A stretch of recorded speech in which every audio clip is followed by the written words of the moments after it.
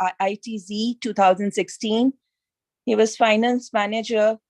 He's finance manager at ISKCON Ujjain in 2018, director of ISKCON Ministry for Cow Protection and Agriculture, North America, 2019, director of Veda Foundation India, 2020. He spent 2 years in Florida, USA, serving at Dayland Project of His Holiness Bhakti Charu Swami Maharaj. In India, he has given talks to students at IIT Mumbai, IIT Kanpur, IIT Kharagpur, IIT Indore, NIT Bhopal, COEP Pune, and various other colleges. He travels to different places for sharing Krishna consciousness to congregational members. He teaches IDC, Bhakti Shastri, etc. at Ujjain, MIHE, and other places. It's our great fortune to hear from Prabhuji. Prabhuji has achieved so many things in so young age. He's truly an inspiration for all of us. Without taking much time, let us start by welcoming Prabhuji by Hare Krishna Mahamantra. Hare Krishna, Krishna Krishna, Hare Hare, Hare Rama, Rama Rama. Hare. Over to you, Prabhuji. Thank you. Hare Krishna. I don't have any personal qualification. This is all the mercy of the spiritual master that we are able to serve in some capacity. Yogyata vichare kichu nahi paye, tumhara karuna sar. So we were born in darkness, but spiritual master is so merciful that he engages disciple in different services. So we seek shelter of the parampara, and we take their blessings to resume our discussion on Srimad Bhagavatam. As we discussed yesterday, it's a very vast topic, and to cover it in a short time is impossible. We are just trying to have a bird view glance over Srimad Bhagavatam. So yesterday we covered up to the discussion of Vidur and Maitreya. Maitreya heard the divine teachings from Krishna himself when Krishna was finally preparing to depart from this material world. He gave instructions to Uddhav and Maitreya. Later, when Vidura was doing his pilgrimage, he comes across Uddhav. And he asks Uddhav that please guide me on the spiritual path. Uddhav, following the proper etiquette of Vedic culture, Uddhav tells that Maitreya is more senior to me. Although I was with Krishna, but Maitreya is more advanced in age, more advanced in realization. So you should seek his guidance. So on instruction of Uddhav, Vidur goes and take guidance from Maitreya Rishi. So yesterday we discussed how Maitreya Rishi was perfectly describing the teachings of Srimad Bhagavatam to Vidura. Then he continues describing the birth of 4 Kumaras. They are the first beings of the universe. They are born from the mind of Brahma. And as soon as they were born, Brahma says that you should increase the population of the world. The 4 Kumaras reply that we know when we marry, our time will belong to our wife. So we don't want to marry. Brahma said, okay, you are children now. When you grow up, I will marry all of you. So 4 Kumaras said, okay, that is your plan. So we will never grow up. We'll remain children only. So although they are the oldest beings of this universe, but they chose to remain 5-year-old boys. And they travel all over the universe preaching the glories of the Lord.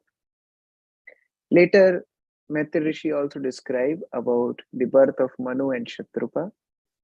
And then this description comes of Lord's first incarnation Actually, not first incarnation, but one of the first incarnations, Varahadev. So it so happened that Kashyap Muni was one time sitting in his Sandhya, in his meditation. And Kashyap has two wives, Aditi and Diti. Aditi is the mother of demigods. Diti was the younger one, and she approaches Kashyap for procreating children. Kashyap explains to her that, look, this is not the appropriate time. This is evening time. Evening time is meant for sadhana. Evening time is meant for remembering the Lord. And moreover, this is the time where Lord Shiva travels with his associates. So if you engage in sexual activities in this time, the progeny will be impious. The progeny will be influenced with mode of ignorance. But Diti was very adamant. She couldn't take to the advice of Kashyap Muni, and she was very adamant and she insisted to have child. Kashyap Muni had to agree to her demand. And then later on, Diti herself laments. She feels that she did a big mistake. See, this is the nature of material world. First we become scum to our desires, and later on we lament. But if we can just think for a little while before doing any activity, then we can save ourselves from so much disaster. Srila Prabhupada used to say that this slogan, just do it, is for the animals. But human being is one who does things after thinking twice, not just once, after thinking twice. So we have to think before what we do. But Diti couldn't control her senses that time. And after they had intercourse, Diti was lamenting. And Diti came to Kashyap and told that we did a big mistake. Kashyap told, look, whatever is done is done. You will get two sons who will create a great disturbance to the demigods. Not only that, but they will disturb the religious activities. They will kill many Brahmanas. Diti was very terrified. She started to cry. But Kashyap gave her solace. Kashyap told that although these two sons of yours will be great demons, but in their line only, in their lineage only, there will be a pure devotee of Lord. When he will take birth, he will deliver all generations of this lineage. Who was that? He was Prahlad Maharaj. So Diti became little pacified on hearing about the grandson like Prahlad Maharaj. When these two demonic sons of Diti were in the womb, they were so impious that their presence in womb of Diti created darkness in all directions. Demigods were seeing that there is darkness all around. What is the reason? What happened? Is there eclipse? But eclipse lasts only for few minutes. How come this darkness for so long? So these demigods went to Brahma, and demigods asked Brahma, please tell why there is so much darkness in all directions. Then Brahma tells, there are two demons who are going to take birth from the womb of Diti. Demigods said that we have seen many demons. How come these demons are so powerful that they are creating darkness in all directions even before their birth? What they will do after taking birth? Then Brahma tells their history. How these demons came to the womb of Diti. So one time in Vaikuntha, four Kumaras, the first children of Brahma, they visit Vaikuntha. Vaikuntha means where there is no misery. Vaikuntha, no kuntha, no misery. Why there is no misery? Because there are no anarthas. There is no envy. There is no anger. There is no hatred. There is no bodily conception. Beautiful birds, when they sing in melodious voice, when they hear a bumblebee wants to glorify the Lord, they all stop singing. It is the world of service where nobody is envious of other people. There's so many fragrant flowers which are so beautiful and so fragrant. But since they know Krishna likes Tulsi the most, they appreciate Tulsi as their leader. Although externally, if we see Tulsi plant is not as beautiful as other uh, decorative plants, or it may not have fragrance like other fragrant flowers like mogra, etc. But all flowers consider Tulsi to be their leader because Krishna likes Tulsi. So this is Vaikuntha, where everyone is just engaged in glorifying the Lord. In Vaikuntha, everybody has their own plane and they go along with their wives on that plane. But what they do, they both glorify the Lord.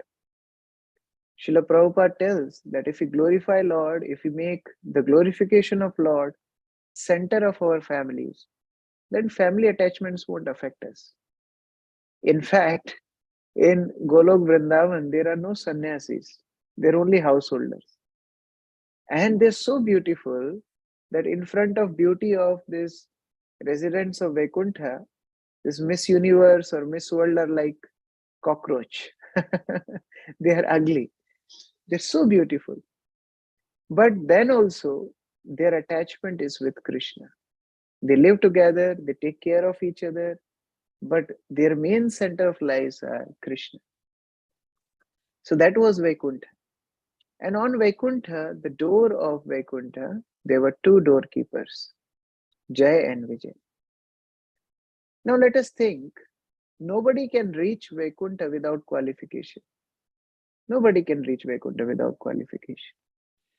To take one to Vaikuntha, a special airplane comes from Vaikuntha and then only somebody can enter into Vaikuntha. So in one sense, there is no need of Jai and Vijay because practically there is no service of stopping anybody because whoever is coming there is already qualified. Without qualification, anyway, nobody can reach Vaikuntha. But then also Jai Vijay was kept as doorkeepers and they were doing their service nicely. They were not having any complaint that, look, there are so many other services here and practically we are doing nothing standing here. No. Each service is great. We should not have any choice that, oh, I'll do this service. We should be attached to the service attitude, not to the activity of service. Today we are given service of cooking, that is best for us. Tomorrow we will be given service of cleaning, that will be best for us. Maybe someday we will be asked to give lecture, that will be best for us. Definition of service is activity which makes us humble. That is the meaning of menial service. If I am throwing dustbin and cleaning toilets and that is making me proud, that is not menial service. Whereas somebody may be giving a lecture for 7 days, but if he is feeling humble after that, that is menial service. So Jai Vijay were standing on the door without any complaints. Whatever Lord you gave me, we are happy with that service. Similarly, we see example of Hanuman. In the battle of Mahabharata, Lord Krishna calls Hanuman. And Hanuman thinks that, okay, in one war with Ravan, I did so much. I fought with so many demons. I alone burned Lanka. So maybe Lord want me to engage in this battle of Mahabharata also. But what did Krishna tell Hanuman? You have one service. Just sit on the flag of Arjun. That is your service. And when Arjun will attack somebody, you have to just make loud roaring sound. That is your service. Hanuman didn't tell, oh Lord, did you forget what I did in Ramayana? You want me to do this small job of just sitting on the flag and roaring, where Arjun will get all credit? No, that is not the spirit of service. The spirit of service is whatever Krishna wants, whatever Guru wants, we are ready. Anytime, anywhere, anything. This should be the motto of devotees. Any service, anytime, anything, we are ready to serve. So Jay and Vijay were engaged in such service, although there was nothing, nobody has to, there were no trespassers. But then also Jai Vijay were standing, and they saw these four Kumaras entering Vaikuntha. Now, these four Kumaras, as we discussed, were small children, a 5-year-old. They never wore clothes. And when these Jai and Vijay saw these four naked children roaming around, they stopped.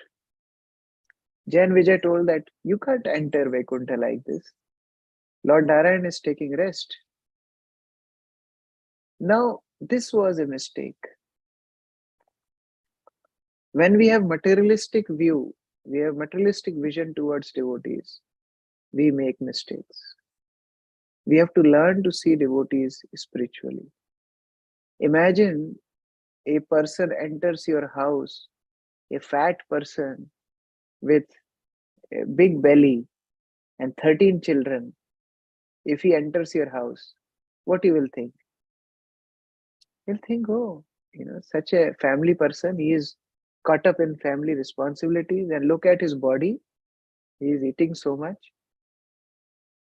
Now imagine Bhaktivinoda Thakur, he had so many children. He had body like that. But if we look materially, then we will commit offenses. Externally, we can't judge any devotee. There was one rishi, and he was doing austerities underwater. He saw that Garud comes and eats fishes. And he thinks that what kind of devotee is he? Does devotee eat fish? He doesn't know 482 principles? And he curses Garuda. Devotee can't be judged externally. Later on, he falls down because of fish only. We will hear this story in subsequent chapters. But the point is, we have to see devotees spiritually. And that was Jai and Vijay's mistake. They stopped four Kumaras. Four Kumaras, they discussed among themselves, how can these guards see us materially? This is a spiritual world. This is Vaikuntha. To enter in Vaikuntha, you have to rise above bodily platform. And you are still judging people externally. That means you are not fit to stay in a spiritual world. They curse Jai and Vijay, that you are not fit to stay in the spiritual world. May you take birth in material world. As soon as they are cursed, Lord Vishnu comes on the scene. Lord Vishnu, as soon as he appears, four Kumaras smell the tulsi offered on the lotus feet of Lord Vishnu. Now, so long, four Kumaras were worshippers of impersonal Brahman. But as they smelled the tulsi flowers offered on the lotus feet of Vishnu, they became Vaishnavas. And not only that, they saw humility of Vishnu. Lord Vishnu started to ask forgiveness from four Kumaras. He told four Kumaras that it is my mistake. Four Kumaras said, no, it's Jai and Vijay, not you. Lord Vishnu says, no. Master is responsible for the mistake of his subjects. In material world, we see just opposite. If some staff makes any mistake, master will just forsake him. Or in big companies, what they do, if some leader makes some mistake, they find some person who can take the blame, and they put all blame on him, and that person is fired. We have also seen one time, like one person was driving and he met some accident. He drove over one animal, and immediately their servant was sitting at back. He told, you come in front, and this person sat in back, so that police will catch this servant. But look at Vaikuntha, it's just opposite. Lord Vishnu is coming and saying, I am responsible for my servant's mistake, so please forgive me. And what to speak about my servants? If my own hands get raised on my devotees out of anger, if by chance it happens that I become angry on my devotees and my hands get raised to harm my devotees, I will not think for a moment to cut my own hands. What to speak about my servants? This is Lord Vishnu's love for his devotees. Four Kumaras started to lament that, no, my lord, we should have waited for your arrival. We were too fast in cursing. Then Lord Vishnu said, no, it was my plan. I wanted them to go to material world. Why? Why you want like that? Lord Vishnu said, I want some change. In Vaikuntha, everyone respect me so much. Everyone give me so much worship, adoration. I am sick of this. I want some change. I want to fight. I want somebody to abuse me. I want somebody to, like criticize me. Now, who can criticize the Lord? So Lord said that my devotee only had to do this role. So therefore, it was my plan that these two doorkeepers of mine, they go to material world and there they act like my enemies. So Jay and Vijay also asked for forgiveness, and Lord gave them two choices. Either you go to material world for 7 lifetimes as my devotees, or you go to material world for 3 lifetimes as my enemies. Jay Vijay said, okay, the second option is better, so that we finish the business as soon as possible and we come back soon. So on instruction of Lord Vishnu, Jay and Vijay accepted that. Now, Vishnu empowers these two devotees to be demons.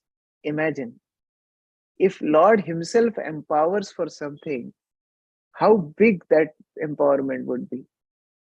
People may be demanding with their own strength, but here Lord empowered them to become demons. For them, demigods were like mosquitoes. For them, earth and all were like playing balls. So these were such powerful demons. Prabhupada writes in his purport, Krishna Shakti bina nahi tar pravartan, Kali Kale Krishna Naam Sankirtan. In this world, nothing is possible without Krishna's empowerment. And if Krishna empowers a specific living entity for a specific thing, nobody can stop that person. One such example is Srila Prabhupada himself. Krishna empowered him to preach. Nobody could stop him. His family didn't support, no problem. His health didn't support, no problem. His godbrothers didn't support, no problem. The country he went to, America, at that time, there was no Indian culture. And on the top of it, there was a hippie movement going on where they thought anybody who is above 30 is insane. Imagine, Prabhupada was 70 years old. Nothing was favorable. But then also Prabhupada did this miracle of preaching Krishna consciousness all over the world. Krishna Shakti bina nahi tar pravartan. We just have to have faith. Prabhupada had faith. Therefore, he could do that. Who could think otherwise that Krishna consciousness will go all over the world? To places like Iron Curtain, places like Russia, places like Africa. One time Srila Prabhupada was giving lecture in Africa.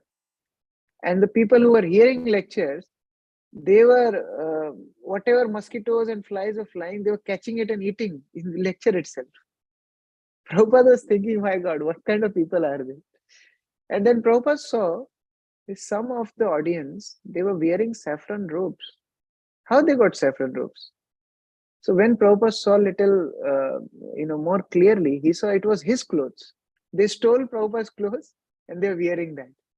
So Prabhupada told there are 4 elevator principles: no meat eating, no gambling, no intoxication, no illicit sex. And there's 5th elevator principle also: don't steal spiritual master's clothes. So who can think, all these places, Srila Prabhupada preached. And he established highest standards of Krishna consciousness. So it doesn't happen without Lord's empowerment. So Jay and Vijay were empowered by Lords. Lord desired that you become demons. So the elder one was Hiranyakashipu and younger one was Hiranyaksha. So Hiranyaksha was so attached to gold. Hiranya means gold. And he was so attached to gold that he started stealing gold. Now, all these minerals in earth create balance in the planet so that the planet remain in its orbit. But as this Hiranyaksha was stealing the gold, what happened? Earth became imbalanced. And as a result, Earth fell in Rasatal, the lower planetary system. As Earth fell in Rasatal, all demigods, everybody was very much worried, and they prayed Lord Vishnu that please rescue the earth, and this Hiranyaksha will create more and more disturbance. Please kill him. So then Lord appeared from Brahma's nose as Varahadev. Vara means a boar, a pig. Krishna came as Vara. Why he came as Vara? Because Krishna thought, I have to search earth in a filthy place, in Rasatal. And that is a job of a boar. Boar does that. So it's appropriate for me to take form of a boar. So Krishna came as Varahadev, and all demigods gathered and started to glorify the Lord. Lord came and he went and took earth. He wanted to rescue the earth first, but in the meantime, on the way, he met Hiranyaksha. So there was a great fight. So much so that demigods became worried that why this fight is going for so long. Long time. Hiranyaksha was attacking the Lord, and Lord was attacking Hiranyaksha. And at one time, Hiranyaksha attacked so strongly that Varadev's club slipped from his hand. So demigods became worried. What is happening? Is Hiranyaksha going to defeat Varadev? And evening also approached. There was like night time already. So demigods prayed to Lord that, my dear Lord, night is approaching. And in night, these demigods, these demons become more powerful. So you can kill him. Don't play for a long time. So Varadev so thought that I was just enjoying. I've made him to come to this world, and I'll just kill him in short way. It's not nice. I need to play for some time. That was the purpose of sending him here. So let me enjoy. But demigod said, no, Lord, we are very fearful. Please kill him. So then Varadev went near Hiranyaksha and just slapped him mildly, and Hiranyaksha died.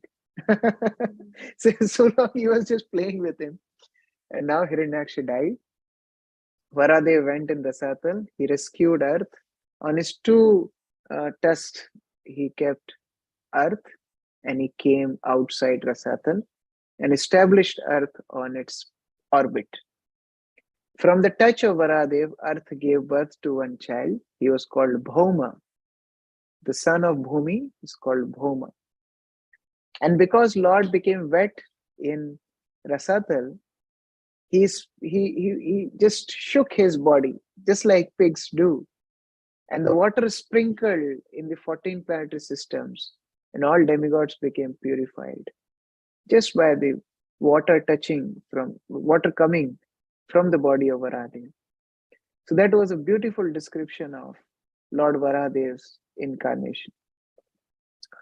Then later, Maitri Rishi describes about Swayambhava Manu. Swayambhava Manu is son of Brahma. Brahma is called Swayambhu. Why is called Swayambhu? Because Brahma doesn't have mother. Brahma just comes from the lotus, from the navel of Lord Vishnu. Therefore, he is called Swayambhu. And the son of Swayambhu is called Swayambhuva Manu. So this Manu is son of Brahma. And Brahma told him, Manu, you have to increase the progeny, you have to increase the population of this world. So Manu had 3 daughters, Devahuti, Akuti, and Prashuti, and 2 sons, Priyavrat and Uttanpat. So 5 children. And this description of these 5 children will go on till 5th canto. So whole 4th canto and 5th canto, the rest of the 3rd canto, these 2.5 cantos just describe the family of Swayambhu Manu, 3 daughters and 2 sons. So first we start with Devahuti. is the first daughter of Swayambhu Manu. So there was a very austere sage named as Kardam Muni. He was one of the Prajapatis. Prajapatis are those who are meant to increase the population of the world. So he was doing great austerities to prepare himself for that task. And by becoming happy with his austerities, Lord Vishnu appears. Kardam Muni offers beautiful prayers to Lord Vishnu. And then Lord Vishnu understands the desire in Kardam Muni's heart that he wants to marry. So when Lord understands that desire, Lord himself arranges for his marriage. Lord Vishnu says that tomorrow Manu will come with his daughter. Accept him as your wife. See, nothing is bondage in this world. People say marriage is bondage, or somebody may say renunciation is bondage. Nothing is bondage. If you engage in Krishna's service, everything will help in Krishna's service. It will be an asset. But if we are attached to our own sense gratification, that even though you will be living alone in the cave of Himalaya, you will do sense gratification only. But if somebody is attached to service of the Lord, even in Grihastha Ashram, he can do nice service. One another example is Jayadev Goswami. Every day we sing Tavakara Kamala Vare Nakham Madhubuddha Shringam Dalita Hiranyakashipu Tanubringam Keshavadrita Narahari Rupa Jai Jagadish Hare. This is one stanza from Dashavatara Stotra. And this is written by Jayadev Goswami. Jayadev Goswami also wrote his masterpiece Geet Govinda, which every day Lord Jagannath hears before taking rest. So such elevated soul like Jayadev Goswami, he wanted to remain brahmachari. But Lord saw that he's feeling a lot of difficulty. He can't concentrate, he can't take care of himself nicely, and he had to prepare his own food. So these all are problems in his devotional service. In the meantime, there was one Brahmana who was not having any child. So he promised Lord Jagannath that, my dear Lord, if I get a boy, I will make him as your priest. And if I get a girl, I will marry her to you. And that Brahmana gets a girl. So what to do? When this girl became mature, this Brahmana left that girl in the temple of Lord Jagannath. Now, Lord gave dream to this Brahmana. You don't leave your girl like this. Brahmana said, no, I promised you, I'll marry you. Lord Jagannath said, okay, you want to offer a girl to me? Go to Jayadev Goswami and marry your girl to Jayadev Goswami. So this Brahmana comes to Jayadev Goswami with his girl. And he tells Jayadev Goswami that it is Jagannath's desire that you marry my girl. Jayadev Goswami, no, I am brahmachari. I don't need any girl. I don't need any bondage. I don't need any responsibility. I just want to serve the Lord. The Brahmana said, no, Lord Jagannath wants you to marry. So please accept. But Jayadev Goswami was not ready. So this Brahmana left that girl with Jayadev Goswami and went back home. Now this girl was sitting there and Jayadev Goswami was doing his work. That night, Lord Jagannath came in dream of Jayadev Goswami. Lord Jagannath said, Jayadev, this girl will help you in your devotional service. Don't be a fanatic. I am telling you to marry. Maya will not affect you. Just marry and serve nicely.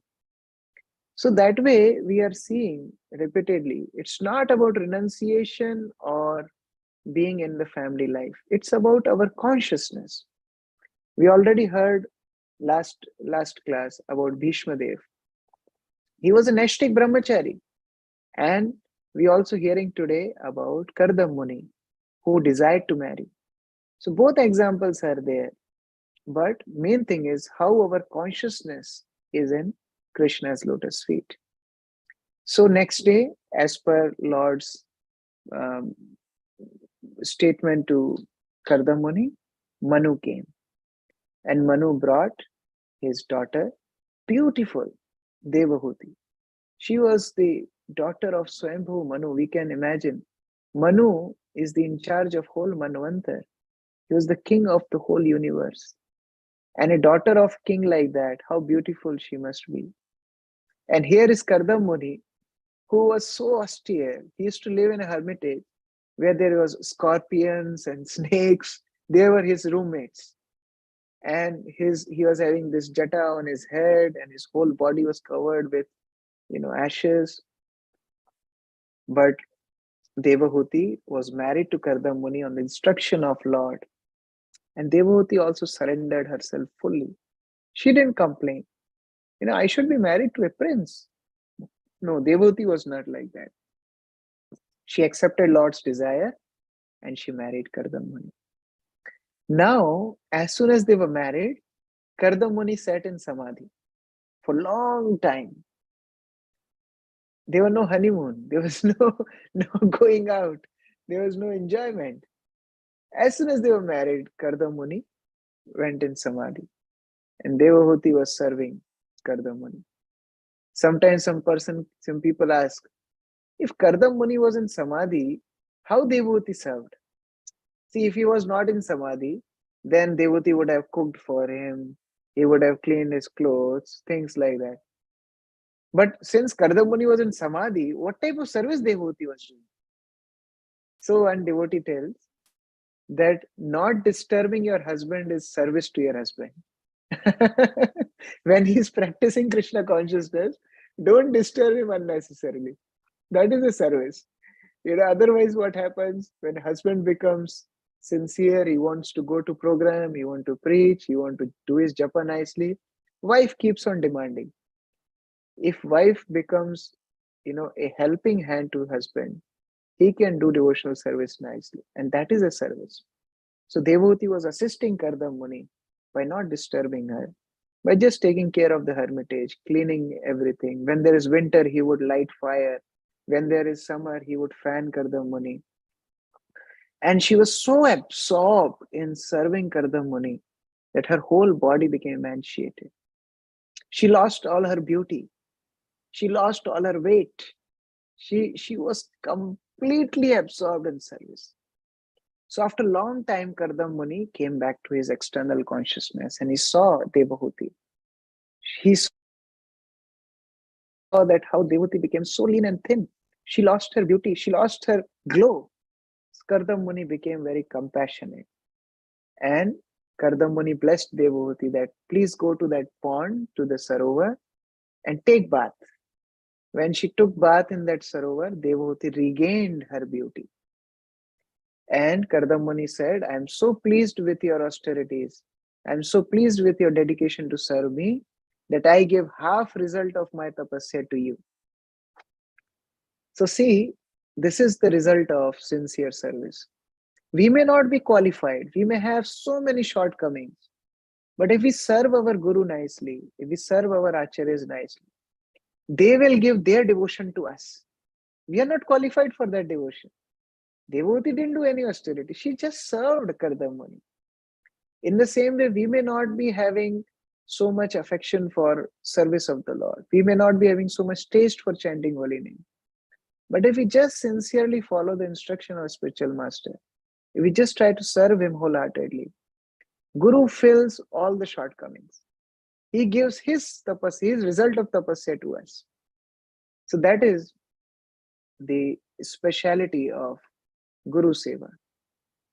So like that, these wonderful dealings of Kardam Muni and Devahuti were going. And then Kardam Muni says that Devahuti, one thing touched me very much, that you gave up your independent desires. This is very important. Best austerity or highest austerity is burning our independence. Yes, Krishna gave us free will. But if we give up that free will for the desire, for the satisfaction of a spiritual master, that is biggest austerity. Srila Prabhupada writes one beautiful song in the glorification of Srila Bhakti Siddhanta Saraswati called Vaishishtashtak. First, he wrote 8 songs in separation of Bhakti Siddhanta Saraswati. They are called Viraha Ashta Ashtak. I'm not sure how many of you have heard those songs. But if you really want to understand Srila Prabhupada's mood as a disciple, we should hear those songs. We should understand the mood of Srila Prabhupada. There are 8 songs in separation of Srila Bhakti Siddhanta Saraswati, which Srila Prabhupada wrote. And then he wrote another 8 songs in remembrance of Bhakti Siddhanta Saraswati on his Vyasa Puja. That is called Vashishtashtak. So the end statement, the end verse of that song is, Prabhupada says, Swatantrata jar jata houk jalanjali, Deen abhay de aji say anjali. Srila Prabhupada says that, today, my dear spiritual master, on the day of your Vyasa Puja, I want to offer you a special offering. People offer fruits, people offer flowers, people offer nice Vyasa Puja offerings. But Srila Prabhupada, what he is offering, Anjali. Today I am offering a special Anjali. What is that? Swatantrata jar jata houk jalanjali. I am burning my Swatantrata. I am burning my independence today. And I am submitting my independence in your lotus feet. So please accept this as my offering on this Vyasa Puja. That was Prabhupada's mood as a disciple. So Kardam Muni became so pleased with Devahuti. He takes her on a big airplane, so big so that it was a city in itself. It has big gardens, waterfalls, palace. And Kardam Muni takes Devahuti on that. And he satisfies her with all means. He sets an example of an ideal grihastha. Then, after some time, Devahuti gives birth to a beautiful child. His name was Kapil Muni. See, this is the result of pleasing a spiritual master. When we please spiritual master, then Krishna comes in our life. So Devahuti pleased Kardam Muni and he got son as Kapil Muni, who was the incarnation of Lord. As soon as Kapil Muni was born, Kardam Muni circumambulated Kapil Muni and left for jungle. Because Kardam Muni wanted to set an example that no matter whatever happens, one has to follow his dharma. One has to follow the order of Varnashram. There should be no excuse for not retiring from family life. There should be some point that one should retire from responsibilities. So Kardam Muni left, and then Devahuti comes and offer her pranam to her own son, Kapil Dev. Beautiful prayers. Devahuti prays to Kapil Dev that, my dear Lord, I am the daughter of great incarnation of Lord Swayambhuva Manu. I am the wife of great devotee Kardam Muni. And I am mother of incarnation of Lord yourself. Then also look at my unfortune, look at my misfortune, that I couldn't take benefit of this association. Therefore, I am solidly cheated by Maya. How Maya cheats us? Maya cheats us by not letting us take the benefit of our association. Biggest misfortune is not realizing one's fortune. This is the biggest misfortune. So Devahuti tells Kapil Muni that I got so much opportunity. This daughter of Swayambhuva Manu, wife of Kardam Muni, I'm your mother. But then also Maya cheated me. I could not take your association seriously. So then Kapil Muni encourages his mother by discussing many wonderful topics. This whole chapter after chapter, where Kapil Muni discloses beautiful secrets of Krishna consciousness. And Kapil Muni talks about yoga. He talks about different types of bhakti. Different types of bhakti? Yes. Bhakti is also done as 81 types of bhakti. Acha, 81 types? How 81 types? It is as per the mixture of 3 modes. Somebody who's in the mode of ignorance is also given chance to practice bhakti. Somebody is in the mode of passion, also given chance to practice bhakti. And somebody is in the mode of goodness, also gets chance. Bhakti is so great that he doesn't reject anyone. Bhakti is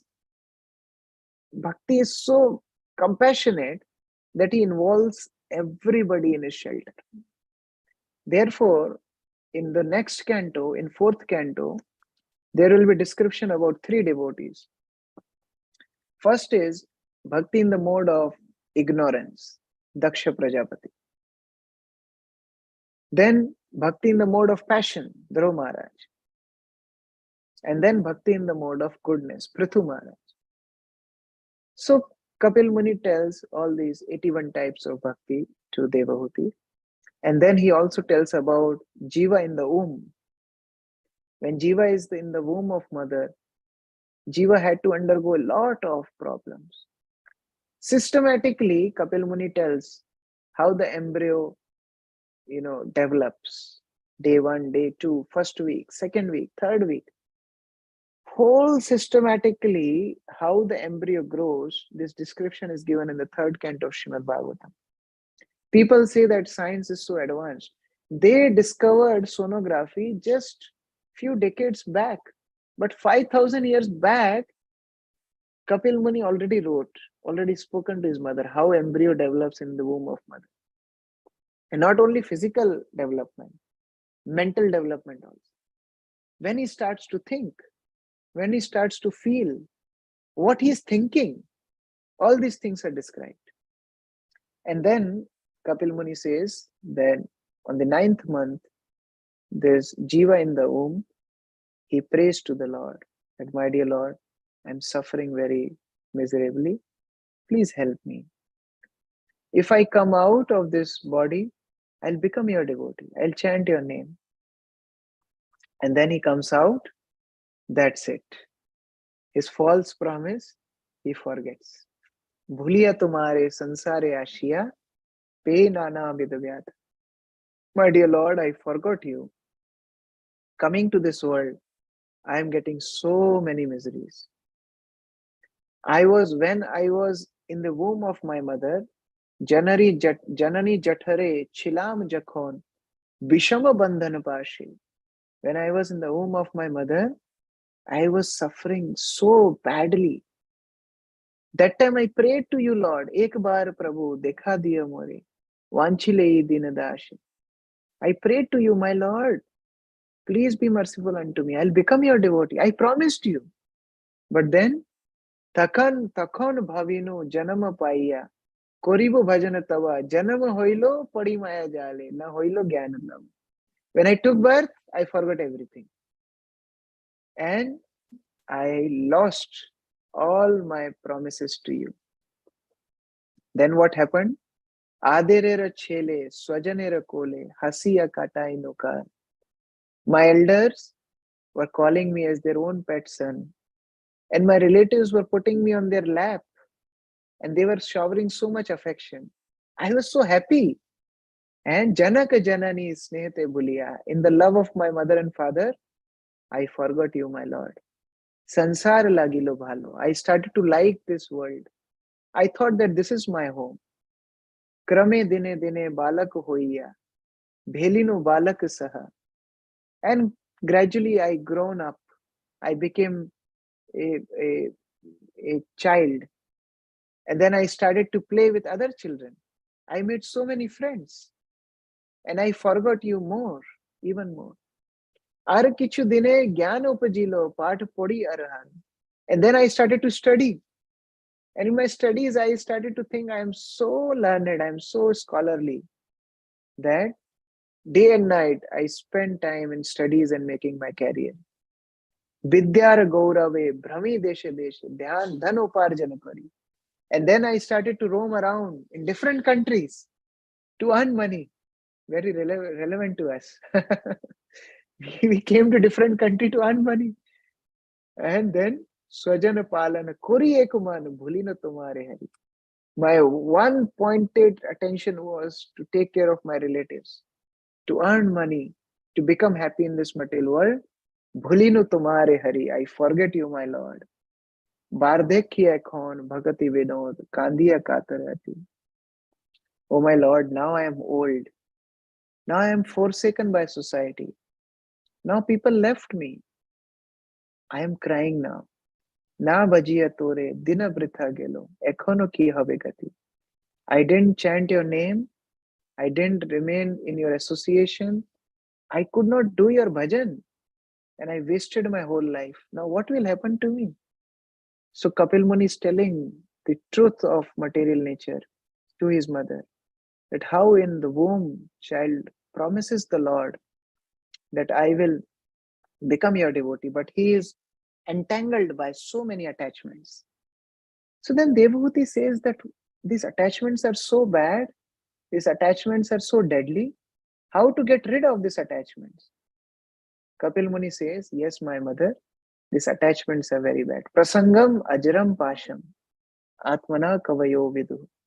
These attachments are so deadly that all learned personalities says that they are like pasham, they are like entanglements.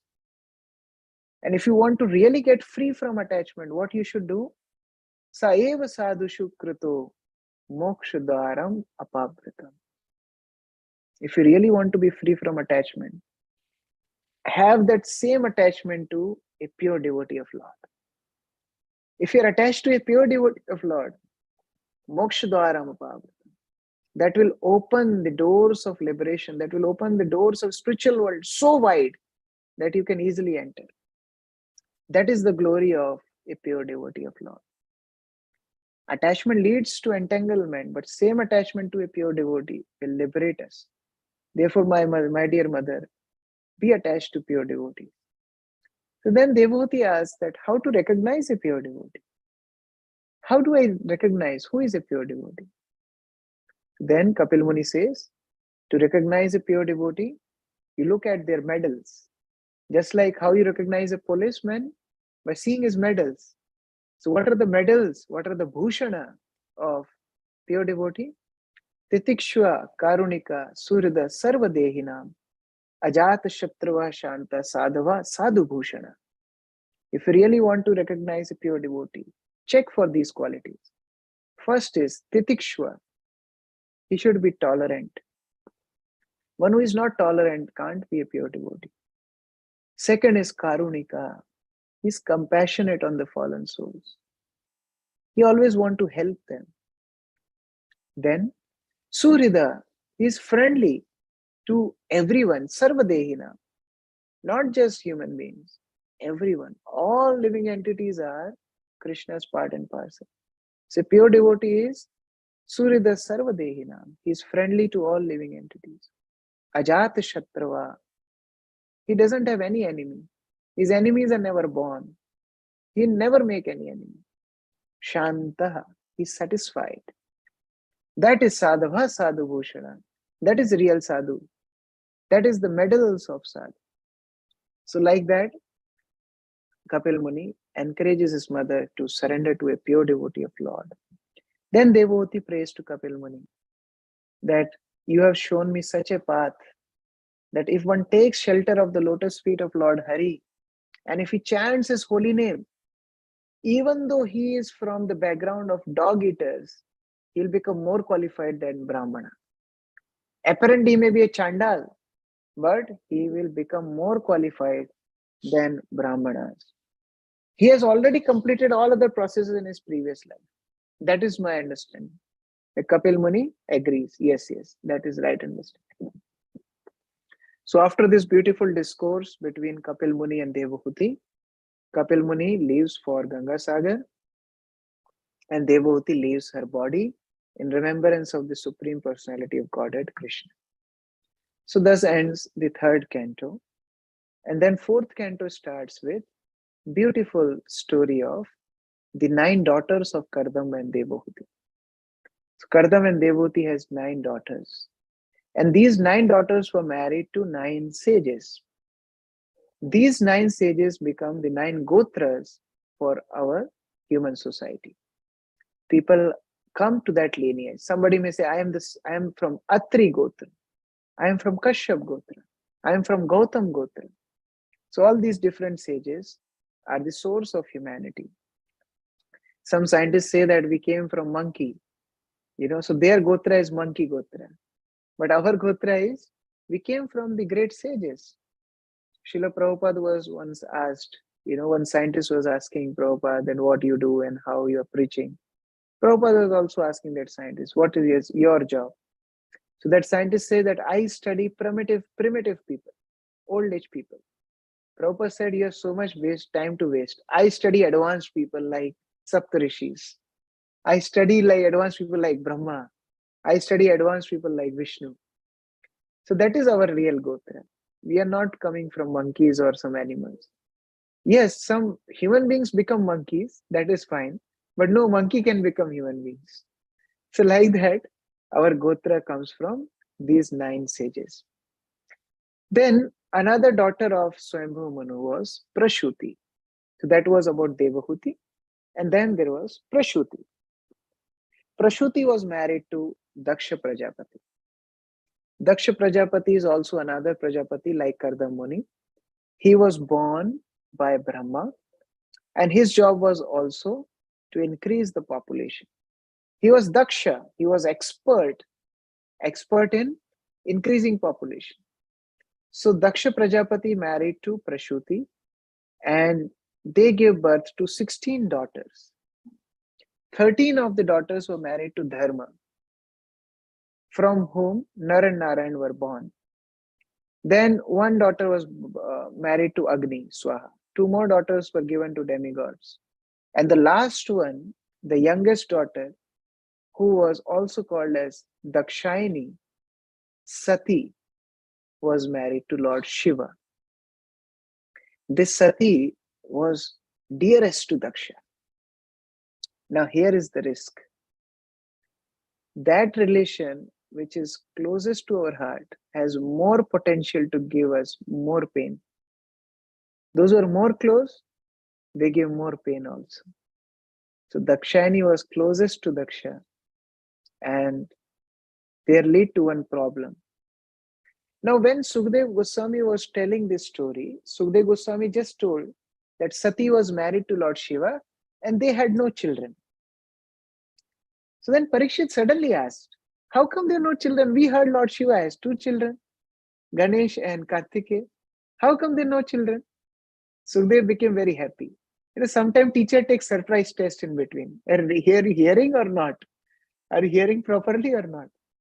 Like I remember, one time I was reading Chaitanya Charitamrita to His Holiness Bhakti Charu Swami Guru Maharaj, and it was night time. He was lying on his bed and he was not well. He was having fever. So I thought that he's sleeping, and I was reading. And in Adi Leela Chaitanya Charitamrita, there are few chapters which just give names of devotees. The branch of Chaitanya tree, they give different names. 12th branch is this, 13th branch is this, 14th branch is this. For devotees, new devotees, it is very complicated and sometimes boring. So I was reading that particular section. There were so many names, and I thought, maybe Guruma is already taking rest. So I was just reading fast, just to complete that. And as I was reading, Guru Maharaj suddenly asked me between, what was 54th branch? And I became a little scared. Guru Maharaj was hearing. Then I had to go back and tell him what was 54th branch. So similarly, he had so many daughters, 16 daughters. So one after another, Sukdev was telling, oh, this was married to this was married to that, and this was married to that. And Sati was married to Lord Shiva, and there was no son born. Parishit suddenly asked, how come there is no son? Sukdev Goswami became pleased. Yes, he is hearing attentively. He is not just hearing for the sake of hearing. So then, Sukdev Goswami tells the pastime of Daksha Yajna. There was a great sacrifice Daksha Prajapati arranged. All demigods were invited. And everybody respected Daksha a lot. Because one reason he was a Prajapati, another reason he had so much influence. He was so much respected in demigods that they all stood up as he entered in the assembly of demigods. So Daksha entered and he saw, yes, everybody is giving me respect. Very nice, very nice. And he sees 2 people are sitting. Who are the 2 people? One was Lord Brahma and one was Lord Shiva. So now Daksha was so accustomed to get respect that he became slave of this expectation. Sometimes we become the prisoners of our own success. And Daksha was the perfect example of that. He expected respect from everybody. And no matter everyone was giving him respect, but he couldn't tolerate even a single person not giving him respect. He said, okay, Brahma is my father. It's okay. Brahma is sitting, no problem. But why didn't Shiva give me respect? That was a serious matter. Now, if we see spiritually, Lord Shiva is the leader of demigods. He is Mahadev. And he is the incarnation of Lord. He is not an ordinary living entity. But Daksha was not thinking all that. Daksha was simply thinking, he is my son-in-law. So again, if you see devotees with material vision, just like Jai Vijay, similar case. If we see devotees externally, bodily, then we will commit offenses. And that's what happened with Daksha. He became so angry that my son-in-law, and he's not respecting me. How can he do that? Daksha stood up and he started to speak. He said, I am going to speak now, not out of envy. See, when person become angry, he starts as if he is the most moral person. But this is the sign of envy. He is angry. He is envious. But he is telling, whatever I am speaking, it's not out of envy. Those who are humble, they don't broadcast they are humble. One time, one devotee was giving bhagavatam class. And before starting class, he told that I am not qualified to give class and I am most fallen and things like that. And then he gave class. And after some time, they were breakfast time. So he was sitting in a row and some particular item was not served to him. So he became very angry. Why didn't you serve me this item? Then the server told Prabhuji, aap class mein to bol rahe, you were telling in class you are fallen, you are not qualified, this and that. He said, no, that was my humility. But you should not take it as reality. You should understand that is my humility. No. Whatever you speak must come from heart. So Daksha was saying that I am not speaking out of envy. This Shiva, his name is only Shiva. Shiva means auspicious. But he is the most inauspicious person on earth. My daughter is so beautiful. My daughter is so nice. And he's like a monkey. How come he married my daughter? He has no good qualities. He lives in crematorium. He doesn't take bath. And all ghosts and goblins surround him. I married him just on the word of Brahma. Otherwise, I would have never married. What does that mean? He's indirectly now criticizing Brahma also. So this happens. When we criticize some devotees who are around us, slowly we criticize superiors also. Like suppose I am envious of my god brother. I don't like him. And my Guru Maharaj comes and give him garland. What I'll say? Oh, Guru Maharaj don't know how sinful he is. Guru Maharaj loves him. Why Guru Maharaj loves him? Doesn't Guru Maharaj know how fallen he is? That means now I'm finding fault in my Guru Maharaj also. So these offenses grow.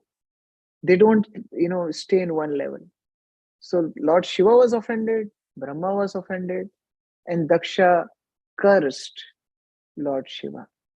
It became so serious. Daksha cursed Lord Shiva that from today on, this Shiva will not get any share of Vedic sacrifices. No share. No oblations will be offered on Shiva's name. Lord Shiva was happy. Vishwanath Chakravarti Thakur says why he was happy? Because, Lord Shiva had to sit with all these demigods who are karmis and take these offerings of the sacrifices. From today, he will not be required to take offerings with these materialistic demigods. So he will be more peaceful now. So Shiva took it as a blessing, but other associates of Lord Shiva were not happy.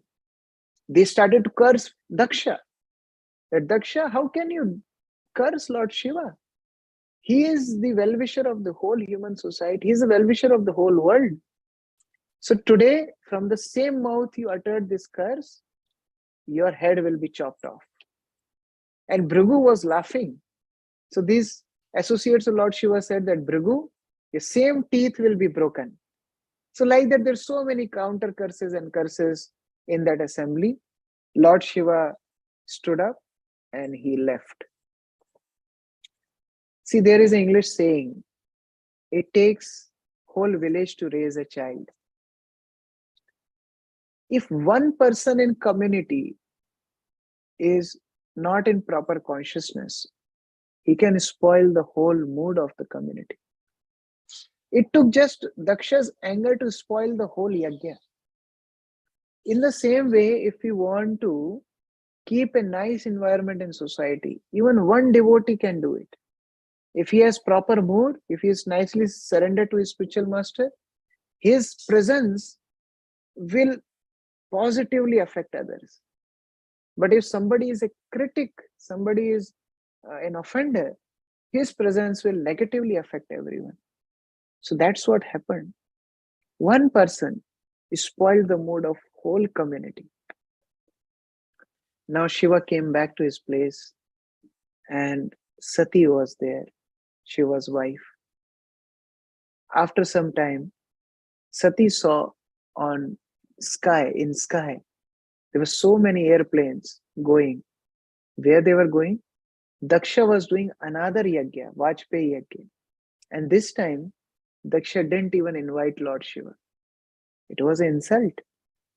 But Sati saw all her sisters were going.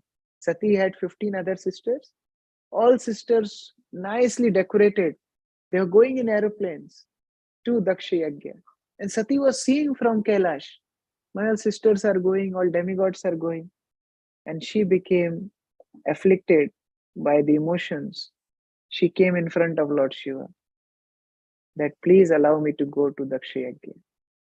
Lord Shiva said, look, where you are not invited, where you are not appreciated, you should not go. And if you go to such place, you can even lose your life. Lord Shiva warned Sati that you can lose your life. Don't go there. But Sati was very adamant. Sati said that, see, I will not disturb you. Let me go. One can go to father's place, friend's place, guru's place without invitation. Shastras tell that. You can go to friend, father, guru's place without invitation. You don't need invitation. But Shiva says, yeah, that is true. But what if your father doesn't want you there? See, he doesn't like me. And because you are connected to me, he will not give you also proper reception. So you can't tolerate that. But Sati was adamant. No, my father loves me very much. He named me as Dakshayani. I am her pet daughter. She loves me very much. Let me go. And don't worry, I will not trouble you. I will wear those ornaments which my father gave. And indirectly, Sati is telling, you never gave me any gift anyway. You never gave me any ornament. My father gave me ornaments which are kept. I'll wear those ornaments and I will go. I'll not trouble you. So when Shiva said that, okay, she's so adamant, Shiva didn't respond and Sati decided to go. Now people sometimes ask that Shiva could have stopped Sati. Why didn't Shiva stop Sati? But see, when a disciple is too adamant, Guru has to allow. One time, one devotee came to Srila Prabhupada and he told Prabhupada, I am not at all happy with my marriage. I want divorce. And Prabhupada said, okay, you can have divorce. When he left, devotees came to Srila Prabhupada and said, Prabhupada, how did you give permission? You are against divorce. It's not our Vedic culture to have divorce. How can you allow this? Srila Prabhupada said, look, he already decided to take divorce. And if I would have told him not to take divorce, it would be Guru Avagya. He would have overruled my instruction and that would have destroyed his Krishna consciousness. So to save him in Krishna consciousness, I allowed, okay, you have divorce, but at least practice Krishna consciousness. So in the same way, Sati so long didn't offend Lord Shiva. But imagine if Lord Shiva would be very particular that no, you can't go to Daksha again. Sati still would have gone, that it would be offense to Lord Shiva. Therefore, Shiva was silent. Maunam sammati lakshanam. Okay, you want to do it. So then Sati left and Shiva sent Nandi and other associates with Sati to accompany her. Sati goes with lot of expectation. She was thinking that my father will embrace me, my father will welcome me, my mother will give me a lot of attention. But to her surprise, when Sati goes to Daksha Yajna, she was completely neglected. Daksha didn't look at her also. And fearing Daksha, even mother and sisters were also neglecting Sati. Sati felt so bad, so hurt. And Sati started to tell Daksha that you are you are becoming envious to my husband, and you think that my husband is not a auspicious person, and you are hating me because of my relationship with my husband. I am ashamed that I took birth from your body. This body belongs to you. I don't want this body. I will burn this body. And there itself, Sati actually generates fire from her own power and burns herself, gives up her body. Here, Lord Shiva gets the news that Sati burned herself. Lord Shiva becomes very angry. With his one hair, Lord Shiva produced Birabhadra, and he sends Virabhadra to take care of the yajna. Virabhadra destroys whole Vajpayee yajna. He breaks teeth of Bhrigu. He uproots mustache of those who are laughing on Sati and Shiva. And he cut head of Daksha. All demigods were worried, The main Yajman, the main host of Yajna, now died. And if Yajna is not complete, then it will create inauspiciousness on all world. What to do? All demigods came and requested Lord Shiva, please help us. Now imagine somebody killed. Actually, Sati destroyed herself, but what was the reason? Reason was Daksha. So in a way, Daksha killed Sati. Somebody would have killed your wife. Would you help that person? Shiva is Ashutosh. He becomes angry, but he becomes pacified also very quickly. Shiva says, all right, I'll come. Lord Shiva comes to the spot and he gives back life to Daksha. He gives a head of a goat to Daksha. And with that goat head, Daksha offered prayers to Lord Shiva. He said, I did a big mistake. And then Yajna continued, and then Lord Vishnu came and blessed. So the lesson behind this whole episode is those who offend devotees, they go in big trouble. So when we see in our community that somebody is offending devotees, we should help him. They need sincere help. We have to save them timely. Otherwise, if they cross a limit, they will create destruction not only to themselves, but to whole community. So it's our responsibility to help those people who are criticizing or offending devotee. Otherwise, if it's not handled timely, it will destroy the whole community. So like that, Daksha Yajna is very instructive, so many beautiful lessons. After that, Sukdev Goswami describes about Swayambhuva Manu's sons. First son is Priyavrata. His story will come in 5th canto. But now second son is described first, is Uttanpad. Uttanpad was the ruler of the whole world. Priyavrat went to do austerities, but Uttanpad became the king.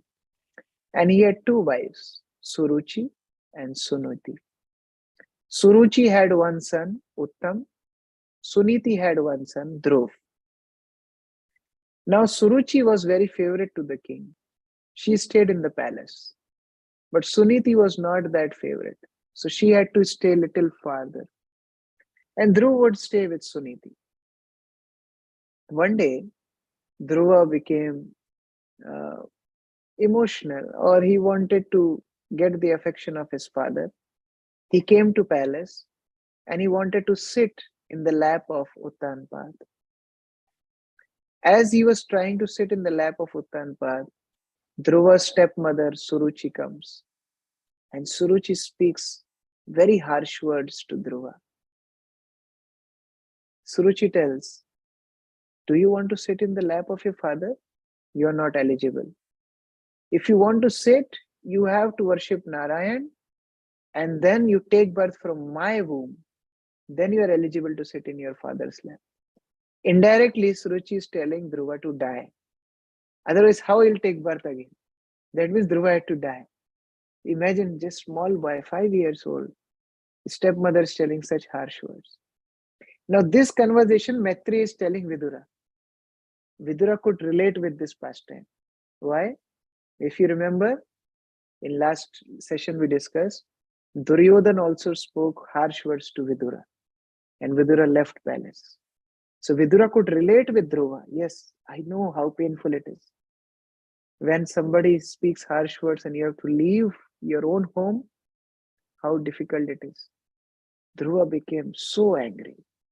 His whole body was trembling, his lips were quivering, his eyes were hot, he was crying. And in that condition, he comes to his mother Suniti. Now look at these characters, so exemplary. Suniti was neglected queen. Uttanpa didn't take Suniti's care properly. And Suruchi was her pet queen. Look at the names. Suruchi. Ruchi means your interest. Suniti. Niti means the instructions of Shastras. Many a times we go by our likings and we neglect the instructions of Shastras. That creates trouble. The day we start to give more importance to Niti than Ruchi, we become religious, we become character person, we become moral person, we become person of dharma. But most of the people at most of the times, they give more importance to Suruchi, their own interest and likings, than Suniti, the instructions of the Shastras. Suniti tells Dhruva, Dhruva, don't have any malice at heart.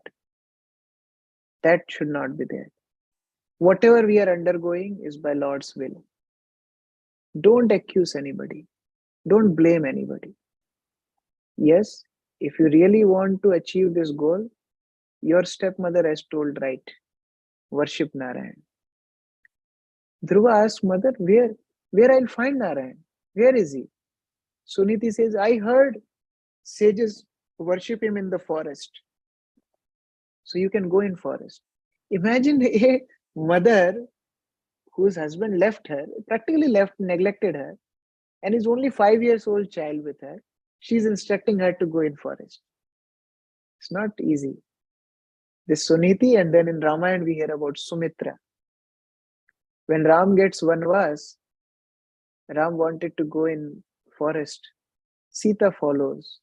And there's beautiful conversation between Sita and Lord Ram. And they both agree. But then Lakshman also wanted to join. And Lord Ram said, Lakshman, first take permission of your mother.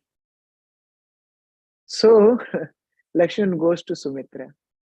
And Lakshman asks that, Mother, Ram got Vanvas and I want to follow him. Can I go? Sumitra chastised Lakshman. He said, Lakshman, why are you coming to me? Tat tumhari mat vedehi, pita Ram sab bhati sanehi. Tat, my dear son, tumhar mat vedehi, your mother is Sita. I am not your mother. Your mother is Sita. And Pita Ram, your father is Ram. Sab bhati sanehi. He loves you unconditionally. So don't ask me. Just go.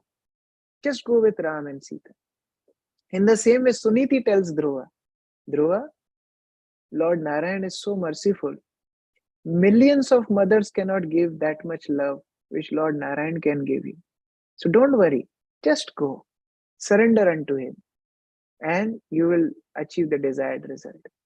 This 5-year-old boy taking instructions of his mother as his life and soul, he goes further. And when he goes in forest, he meets Narad Muni. Now Narad Muni tests Dhruva. Narad Muni says, Dhruva, where are you going? He said, I'm going to worship Narayan. Why you want to worship Narayan? I want to have kingdom greater than my forefathers. Your forefathers? Uttanpa, Manu, Brahma. So greater than Brahma means you must have bigger kingdom than Brahma. You must have bigger kingdom than material world. Dhruva said, yes. Narad Muni said, children don't take offenses seriously. Go back home, Dhruva. Your father, I will explain to your father, he will make you sit on his lap. That is the problem, na? You want to sit in your father's lap. I will tell Uttanpad to make you sit in his lap. So go back home. Dhruva said, no. If you want to help me, then help. Otherwise, give me the way I want to go. Narad understood, yes, this boy is determined. Why he was determined? He took instructions of his mother seriously. That is the role of Siksha Guru. See, Siksha Guru will give us instructions, and then Diksha Guru will test it. Then he will give his mercy. So Narad Muni tested Dhruva. How serious is he? Sometimes we feel that, oh, our Guru Maharaj is giving lecture, same point every time. Every time he comes, he said, chant nicely. Every time he comes, he'll be humble. Why can't he tell us more, deeper things? We are not following that much. Therefore, he's not telling deeper things. If we follow that, then he can go in higher topics also. So that is the thing. Narad Muni tested Dhruva. Is he ready or not? When he saw that yes, Dhruva is ready, he is determined. Then Narad Muni gave him mantra. Om Namo Bhagavate Vasudevaya. Dhruva, go to Vrindavan, and in that forest, chant this mantra, and you will get the association of Lord Narayan. So Dhruva goes to Vrindavan, and on the bank of Yamuna, he started his crash course of 6 months. First month he was just on fruits. Then he left fruits and just took some leaves. Then he stopped taking leaves also. He was just on water. After he gave water, he just was on air. And then he stopped taking air also. See, with time, our devotional service should increase. It should become more intensified. ऐसा नहीं कि previously I used to chant so much, I should dance so much, and now, no, now, it's okay. Now let new devotees do. No. With time, our enthusiasm should increase. With time, our devotional service should increase. With time, our dedication should increase. And that's what Dhruva taught by his own example. Every month, he was intensifying his devotional service. And on 6th month, what happened? His austerities were so severe that choked the air supply of demigods. That demon says devotees have so much power. Their devotional service can nourish the whole world, and if they are not happy, that can choke the whole world. Sometimes people ask that there are so many sinful people on this earth now. They are killing so many cows. They're doing so many sinful activities. They are, practically breaking all principles of scriptures. Then why Mother Earth is still giving rains? Why there still rains on time? Why sun is still coming and giving light and heat? Because still there are few devotees on earth. Till the time there are few devotees on earth, Mother Nature will supply all these demands. The day there will be no devotee, Mother Earth will stop giving anything. Nature will stop giving anything. So Dhruva choked his air. So how can others can take, breathe? Everybody's air supply was choked. The demigods were suffocating. They came to Lord and said, my dear Lord, please help us. And Lord Vishnu came down and he appeared in front of Dhruva. Dhruva opened his eyes. He saw Lord Shiva and Lord Vishnu in front of him. A small boy, he doesn't even know how to glorify, how to offer prayers. Lord Vishnu saw this innocence of this boy and he touched his conch shell on his head. By the touch of conch shell of Lord Vishnu, Dhruva got all Vedic literature in his consciousness and he started to offer very beautiful prayers. Lord Vishnu asked Dhruva, what do you want? Please ask. Whatever you need, I will give you. Then Dhruva said, my dear Lord, I was searching for the broken pieces of glasses. Now I got you. I don't need anything more. Please don't make my devotional service as a business. I want to just serve you whole life. Now see, Dhruva started his devotional service with big passion by having desire of getting a kingdom greater than Brahma. But In course of practicing Krishna consciousness, he got purified. Therefore, we often recite this verse, and Prabhupada would often quote it. Akamo sarva kamova moksha kamo dharadi tivrena bhakti yogena yajate purusham puram. Akamo, if you don't have any desires, fine. Sarva kamova, if you have all kind of desires, fine. Moksha kamo dharadi, if you want to get liberated, fine. Tivrena bhakti yogena, become engaged in devotional service. Tivrena, intensely. If you engage in intense practice of devotional service, Yajate Purusham Param, the Lord of the universe, the Supreme Personality of Godhead, will fulfill all your desires and He will purify you also. That sometimes children go to mother, that mother, we want to eat chocolates. So mother would give them chocolate, but she may say that, okay, if you study for 1 hour, I'll give you chocolates. So this is God. He will give opulence, but He will purify also. He will not give anything which will be detrimental to Jiva's Krishna consciousness. Because we are fools. We are asking for sense gratification. But Lord is not fool. Lord says, Ami Bigya, Ei Murkhe, Vishay ke badivo. He is fool that he is asking for sense gratification. But I am not fool. How can I give him sense gratification? Because if I give him sense gratification, he will be miserable. He will rot in this material world. So, Ami Bigya, Ei Murkhe, Vishay ke badivo, Sway Charnamrita Diya, Vishay Bulaivo. I will give him nectar of my lotus feet so that he forgets sense gratification only. So that is Krishna's plan. Dhruva came to Krishna for getting material opulence. But when he was practicing Krishna consciousness, he forgot everything. When he saw Lord, he forgot everything. And now he's asking that, Lord, I just want to serve you. I don't want anything else. Don't give me anything. Lord says, no, Dhruva. See, people of this world are attached to results. And they will quote your example. So if I don't give you results, people will stop taking to the process of Krishna consciousness. So I will give you results. So you will get kingdom greater than Brahma. And what could be greater kingdom than Brahma? Vaikuntha. So Lord gives a place in material world called as Shweta Deepa, which is actually a portion of Vaikuntha. When Lord resides, Shira Dakshai Vishnu resides, and there Lord gives Dhruva chance to become the king. And Lord says, as long as you are in the material world, you will rule the material world. Then you will come to Shweta Dvipa and rule there. And after the annihilation of this world, after Brahma's death, you will come back to Godhead. You will go back to Godhead. So like that, Dhruva was blessed by the Lord. And here, King Uttanpad, Suruchi, Suniti all got news that Dhruva got mercy of Lord Narayan. So they came. They all came on elephants, horses, and chariots. And with great pomp, they took Dhruva back to the kingdom. Dhruva was enthroned as the king. And soon after, Uttama was killed by Gandharvas, and Suruchi was bitten by a snake and she was killed. Look what offenses do.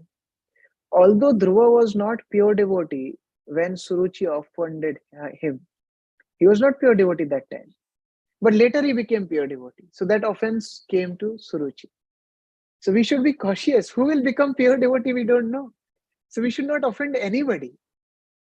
Because today we are offending any devotee. Tomorrow if you become pure devotee, that will come as a great offense on our head. So we should be so cautious. We should not offend anybody. Anybody can become pure devotee. Everybody is a potential pure devotee. So we should be so cautious.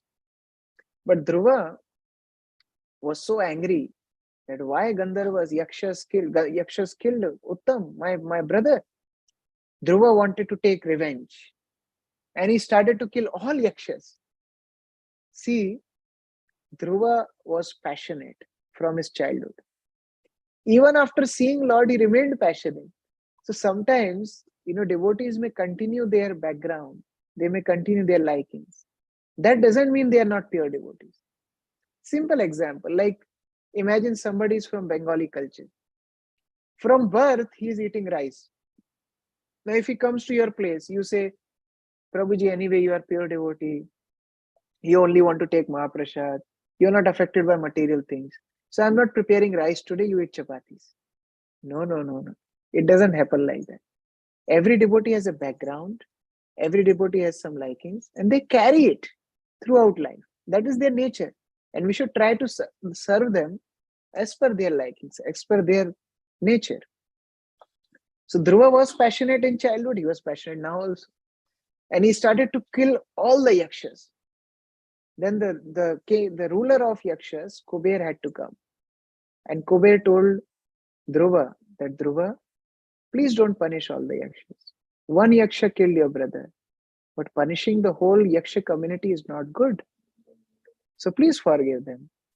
And on instruction of Kuber and Manu, Dhruva Maharaj stopped. He stopped killing yakshas and he was peacefully situated in his kingdom. So that is the difference between devotee and demon. Demon make mistake, devotee make mistakes. But demon don't want to accept their mistake. But devotee, they accept their mistake. So Dhruva accepted and he was living his life peacefully. After a few years, it was time for Dhruva's departure for the spiritual world. So a Vaikuntha plane came with two Vishnudutas, Nanda and Sunanda. They came to take Dhruva Maharaj. And it's not that Dhruva Maharaj was in the community of sages and other devotees, and he told all of them, see, I am going to Vaikuntha. You rot in this material world. I am going, tata, bye-bye. No. Dhruva was so humble. He went to all the sages. He bowed down to them individually, took their blessings. He took blessings of all the elders in the kingdom. And then he prepared to climb on the Vaikuntha plane. Just as he was going to climb on the plane, one person started coming nearer. And he was saying, Dhruva Maharaj, please wait, please wait. Who was that person? He was death personified.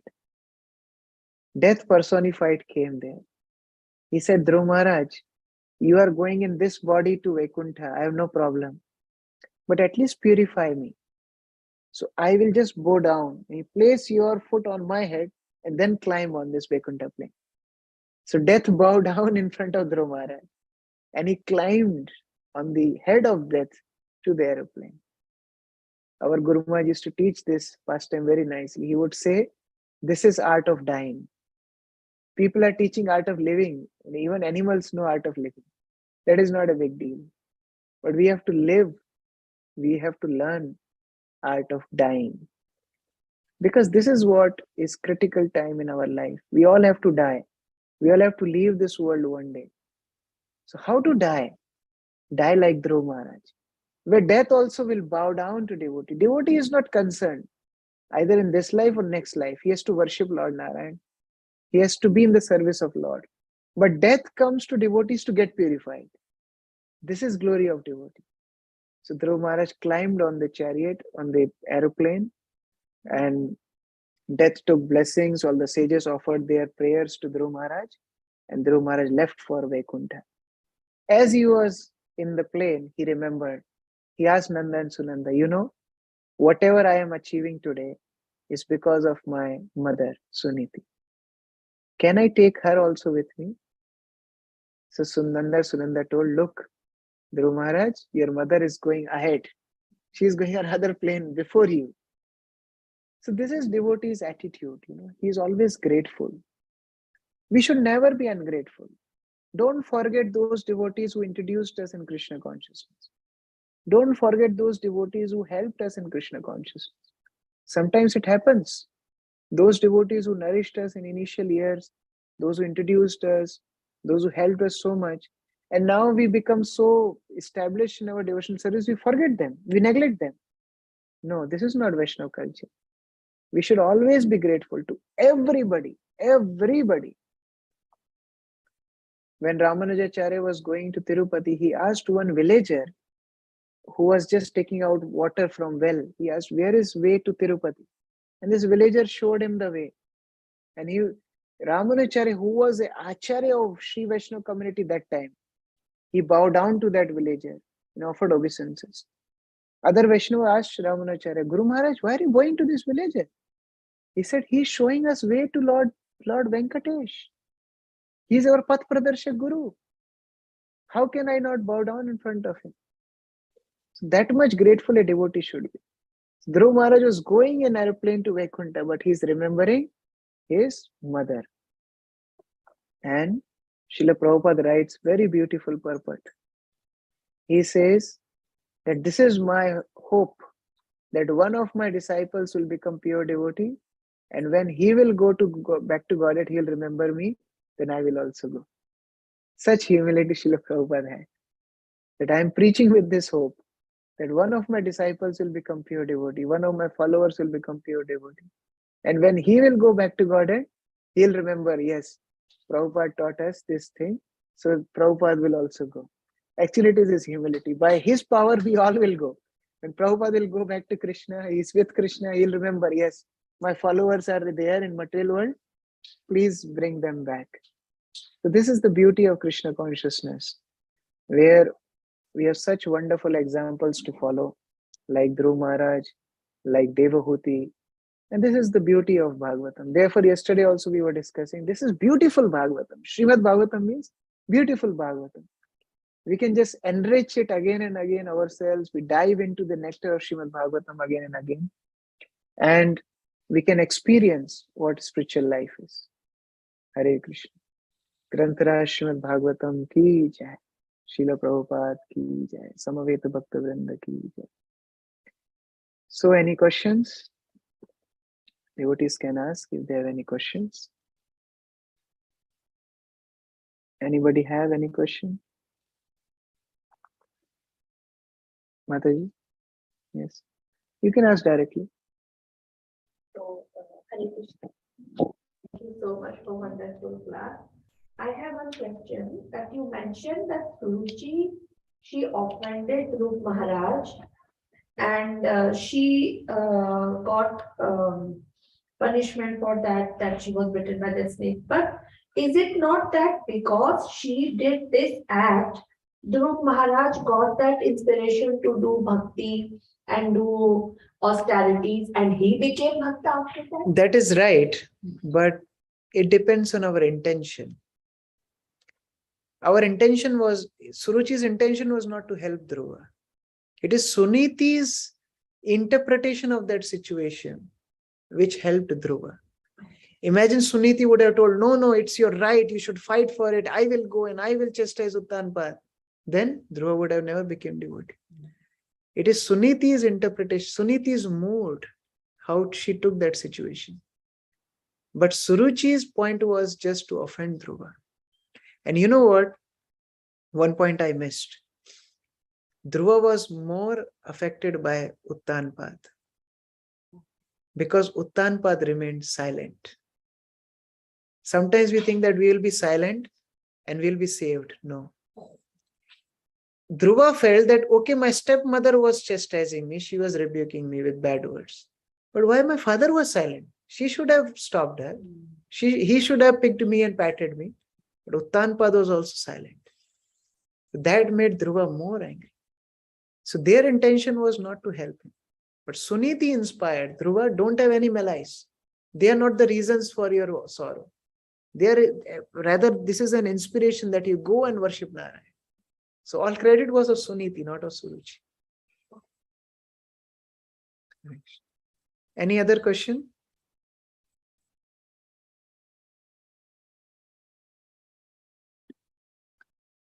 Okay, so we end here and tomorrow we meet again and we'll discuss from 5th and 6th canto of Srimad Bhagavatam. Hare Krishna. Srila Prabhupada ki jai, Samaveta Bhakta Vrinda ki jai. Nitai Gaur Hare Prema. Krishna. Prabhuji, Hare Krishna, thank you so much for the wonderful session again. And the nectarian session, you are making us love Srimad Bhagavatam so much. Thank you so much. Let's chant Hare Krishna Mahamantra for Prabhuji. Hare Krishna, Krishna Krishna, Hare Hare, Hare Ram, Ram Ram, Hare Hare. Thank you, Prabhuji. Hare Krishna. Hare Krishna.